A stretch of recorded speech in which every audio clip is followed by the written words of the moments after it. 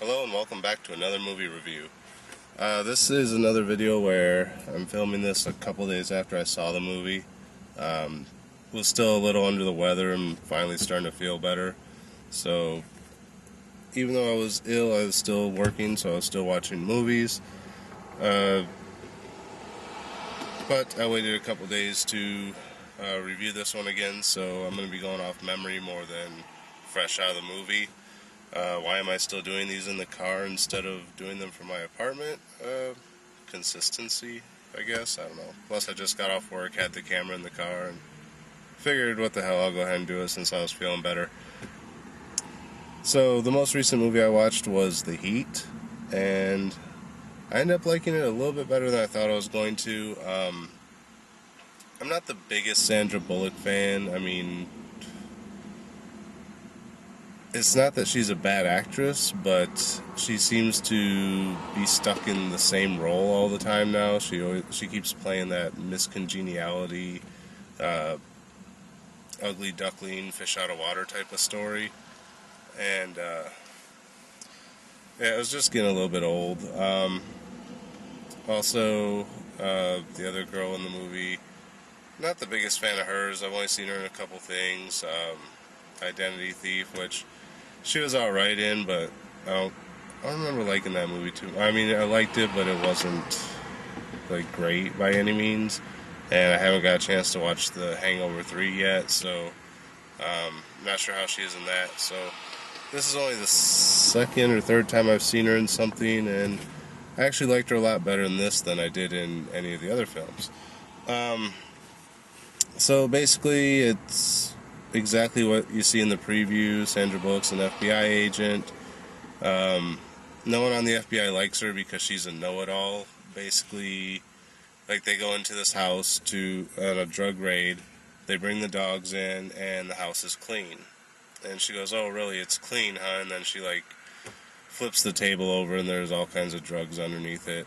And she kind of accounts how they missed it, the dogs missed it, whatever. So her boss then tells her, "You're a great agent, but you don't play well with others, so I'm going to send you down here to bring in this, to interview this drug dealer that whatever precinct just picked up. Maybe he can lead us to something bigger." So she goes down there, and she's being her normal FBI self, and then she realizes that the cops don't play that way. So they're trying to be cooperative, but what is that lady's name? Jenny McCarthy? No, whatever. Anyway, she's a cop that doesn't play by the rules, and you later learn why she doesn't play by the rules. Her boss and all the other cops have just kind of gotten to the point where they just let her do what she needs to do and leave her alone. And really, it's just like an Identity Thief, where it was just stupid cops. None of that would fly on a real police force. She'd lose her job instantly. But basically, as they team up, you find out that the reason she's kind of rough is because her brother got heavily into drugs at one point, and she actually was the one who arrested him and put him in prison. He got out. She's trying to help keep him clean, and if that means she has to go out and crack some skulls, then that's what she's got to do. And that's basically the movie. It's just them getting to know each other and finally finding a common ground where they can work together, and they start to become friends. They eventually, through a series of events, even though they're told not to, they eventually track down the drug kingpin. And some other stuff ensues, and they end up arresting him.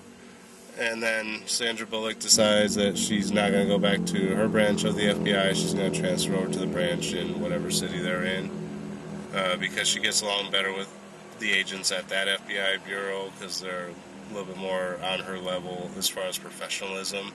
And plus, she's friends with the other cop lady. So, not really a whole lot to say about it. I'm sure if I was fresh out of it, I would have told you every step of the movie, but that's basically the synopsis of it.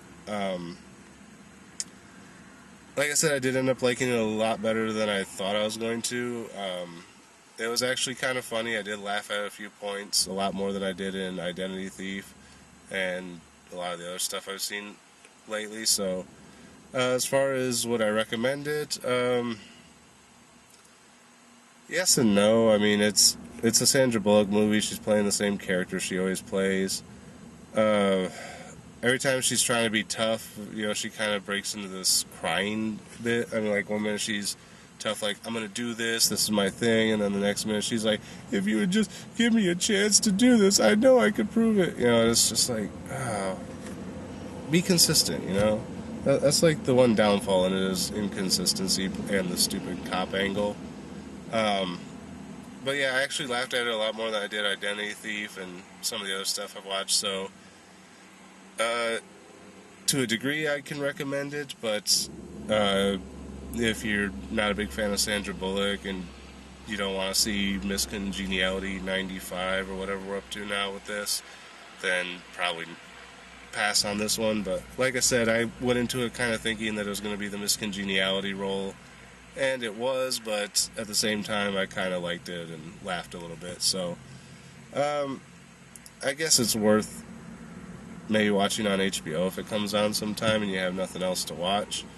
Other than that, as far as a star rating, I'd say a 2.5, but like I said, it did make me laugh, so I'm pushing a little bit more towards a 3, but I'm going to stick with the 2.5 on this one.